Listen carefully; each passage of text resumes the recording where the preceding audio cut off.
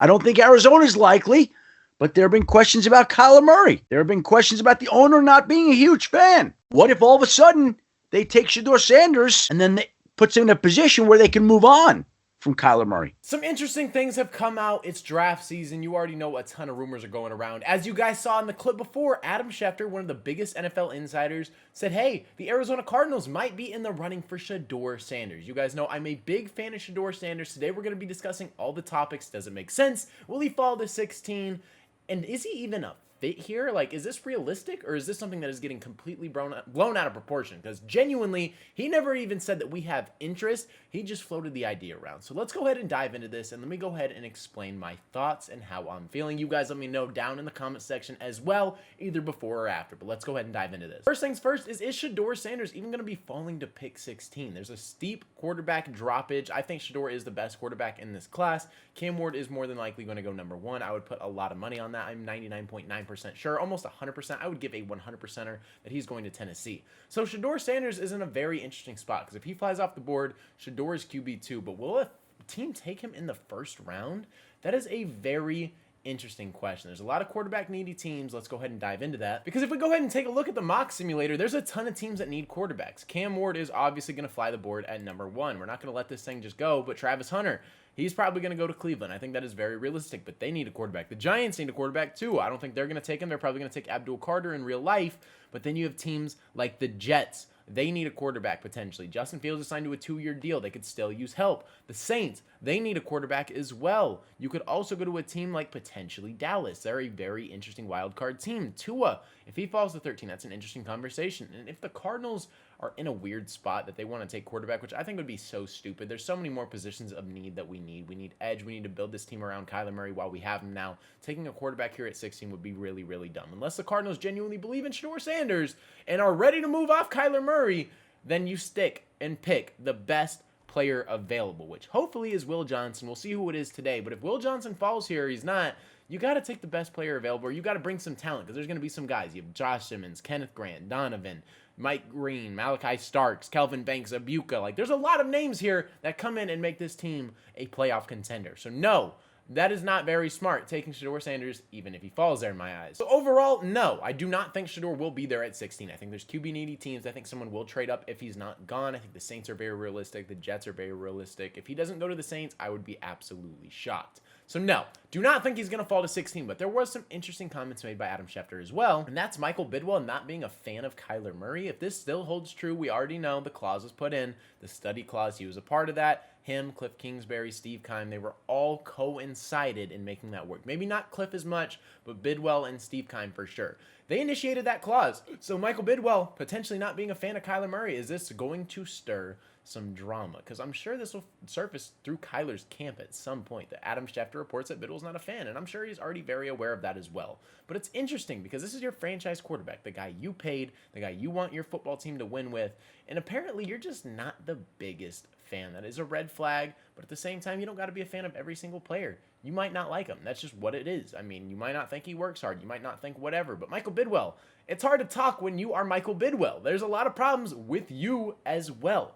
A lot of Cardinals fans don't even like you. A lot of Cardinals fans, including myself, want you to sell the team. You have a lot of allegations that go on. You're just not that guy. You've done a lot of things. You've been cheap in the past. This is the first year we've kind of gone all in, so I can't really sit here and just talk a bunch of crap about you, because you spent money. You did things. You let Monty Austin-Fort open the pocketbooks. So this is the first time I really can't sit here and critique you. But the fact that he is coming out and potentially might not be the biggest fan is interesting. It does stir a little bit of drama to me. It does stir a little bit of controversy, but I don't think, if winning cures all, at the end of the day, winning cures all. If we win games, we're going to be in a good spot. So let's just hope we can win games. Kyler Murray can prove himself, and in the second half of the season, we don't collapse. We'll be in a good spot. So Michael Bidwell's comments are very interesting. You guys let me know how you guys feel about that down in the comment section below. Another thing we got to talk about, is this even realistic for the Cardinals? Let's just say he is there at 16 and we hypothetically want to go that route. Is it realistic? Is this something that we're going to just let Kyler Murray be the quarterback this year and have Shedeur Sanders as insurance to learn behind? And hey, we're basically going to move off you either after the draft, maybe this year, or we're going to move on after this season. This is your prove it year. We're going to show it to you. This is literally your last season to make or break. I just don't think that's smart. Going into a team and going into a year in 2025 where you just doubled your wins from 2023 to 2024 from 4 to 8, and now you have a playoff competent team, a playoff competent roster, and you just want to throw that all away by drafting a quarterback at 16 and basically blowing this thing up, I don't think that's smart whatsoever. I think all the players are bought into Kyler Murray. The team, the offense, they all love Kyler. The connection has been built. Marvin Harrison Jr. is working in the offseason. Trey McBride loves him. James Conner loves him. They're popping out to Suns games together. They're popping out to other games together. They're doing camps together. There's a Kyler Murray celebrity baseball game that all of these guys, including Larry Fitzgerald, which a lot of people said Kyler Murray and Larry Fitzgerald didn't have a great relationship, and Fitz retired because Kyler Murray was a bad quarterback, a bad teammate, and Fitz hated Kyler. That's clearly not the case. These guys like Kyler. It might have taken him some time to mature. It might have taken him some time to become a better leader.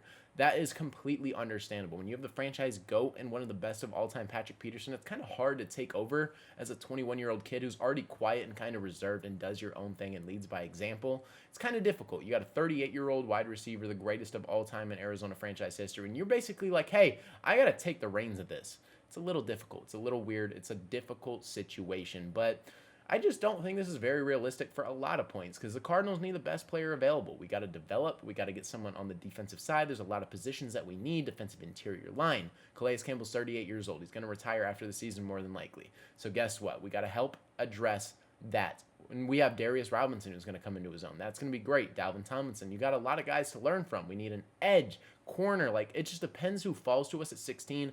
Draft is unpredictable. Maybe Monty Austin-Fort makes a trade up. If his guy's back, if it's Will Johnson, maybe he trades back. Who knows? James Pierce is supposed to be there. We met with him yesterday. Walter Nolan we're meeting with today. I don't know how I feel about that necessarily. Either he's going to be a super bang prospect or a bust.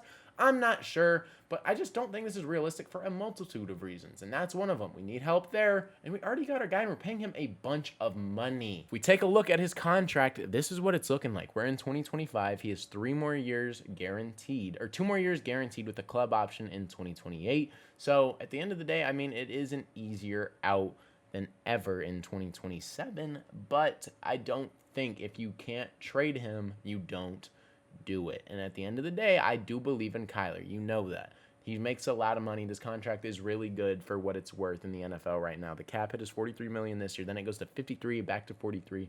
Then it's a club option. Then he's a free agent in 2029. I don't think it's smart to get rid of him now. Even if that was the case, you rock with him this year, you address it the year after. That's what you do, because then it's basically a 2-year contract, and you might have a little bit of dead cap, but in 2027, it drops to $7 million. You're not going to cut him.